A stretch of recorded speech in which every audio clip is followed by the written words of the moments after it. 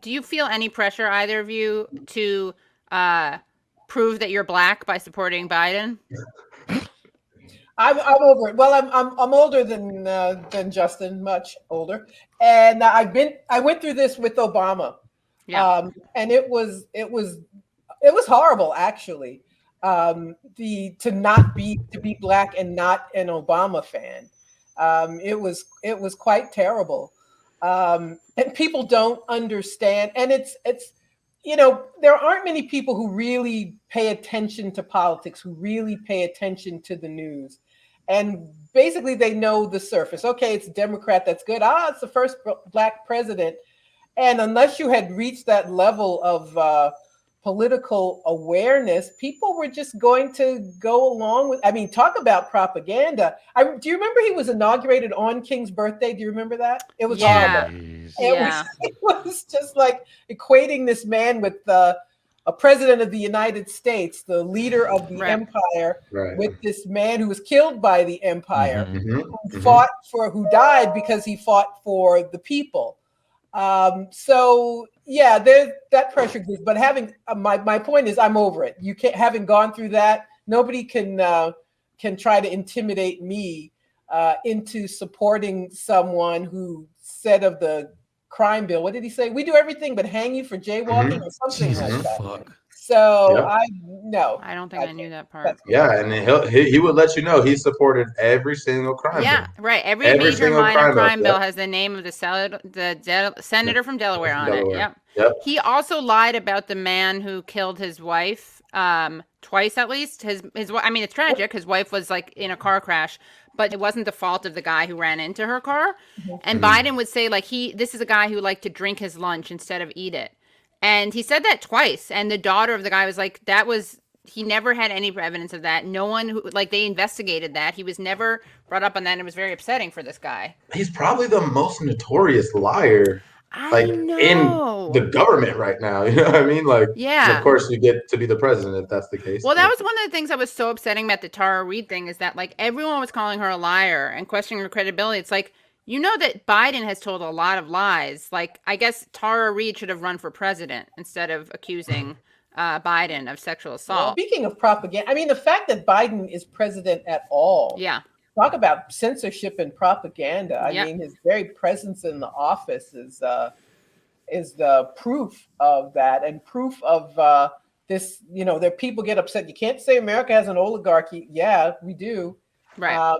And his presence is proof of all those things. How much of your focus is on foreign policy versus domestic? Like, how do you balance those things and decide what to focus on? I'm very much interested in foreign policy, and it's an area that gets to be ignored. And unfortunately, a lot of people on the left, like with Bernie, he would say all of the stick with the imperialist narrative of the U.S., Russiagate and so forth, and Venezuela. Chavez was a dead dictator, and so on. But there are very serious connections between foreign policy and domestic policy. I mean, the fact that military spending is 60% of the discretionary budget. It's literally why we can't have nice things. How do you talk about the need for infrastructure, healthcare, education, you name it, anything we don't have that we ought to have? It's the elephant in the room. How do you not talk about the $740 billion budget, the 800 military bases, the environment? The U.S. military is the world's biggest polluter. Right. And you're not going to have a different society at home. You're not going to have injustice around the world and then have justice at home. It's not going to work that way. You're either going to have it everywhere or nowhere. And I'm not trying to, quote Dr. King, but I just mean that quite literally. You can't have police have U.S. soldiers allowed to kill people, Obama claiming the right to kill anybody he wanted, and then have justice with policing in this country. It's not going to happen.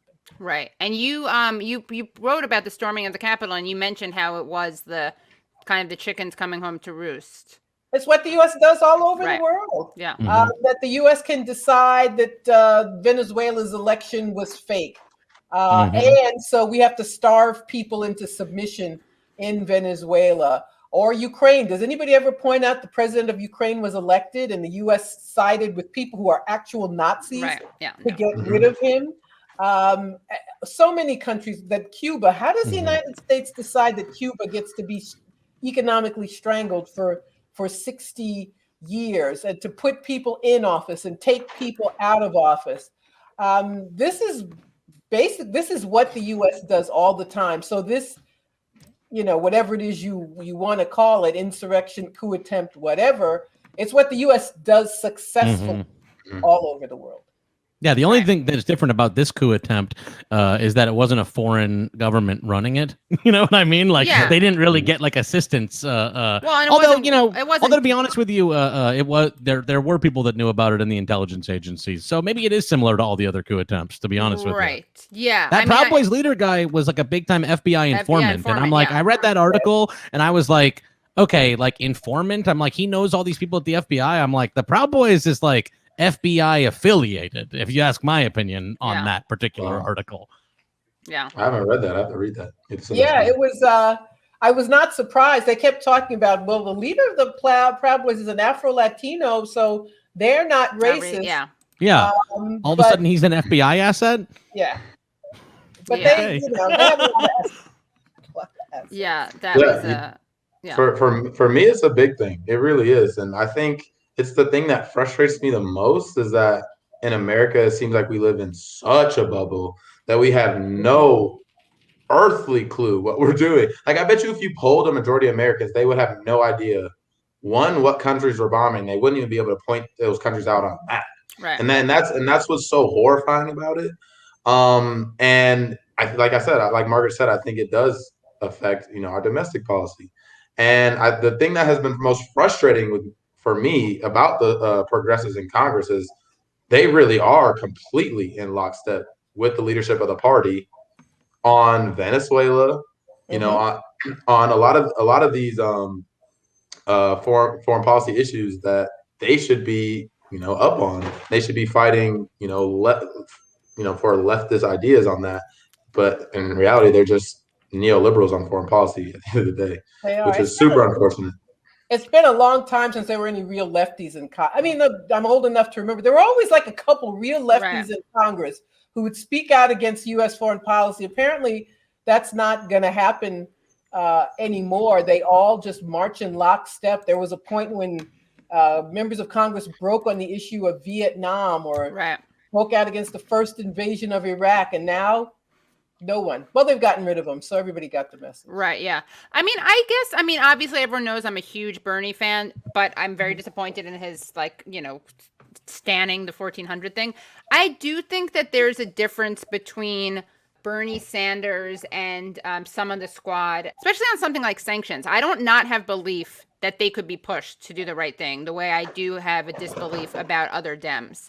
I think Sanders has moved up to the left a lot on the Israeli-Palestinian stuff. So, and again, I'm saying this and Ilhan Omar is really good on some things. When she went after Elliot Abrams. It's like piecemeal. Not Elliot Abrams. Yes, Sorry, what's his name? I think it's Elliot Abrams. Yeah. Elliot Abrams was also the guy. Who's the guy who White Hawk Down? The hawk who was beat by I call him White Hawk Down when he lost to Jamal Bowman. Engel? Yes, Engel. right. Elliot Engels, right? Okay, yeah, Elliot Engels, Elliot Abrams. Guys, I can say that. I can confuse those two. Yeah. But I do think I think we can, because I actually really think that with imperialism, there's such a concrete difference. There's such a ripple effect. And again, no one is where they should be. But I guess I think that some squad people, Rashida Tlaib, Ilhan Omar, and I think, didn't Cori Bush come out for BDS?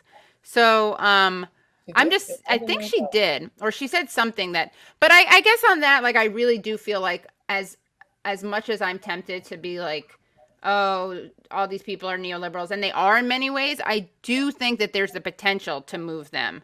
On certain things. I think it might be there. I think that's the area where they most get swept up in the media swarm.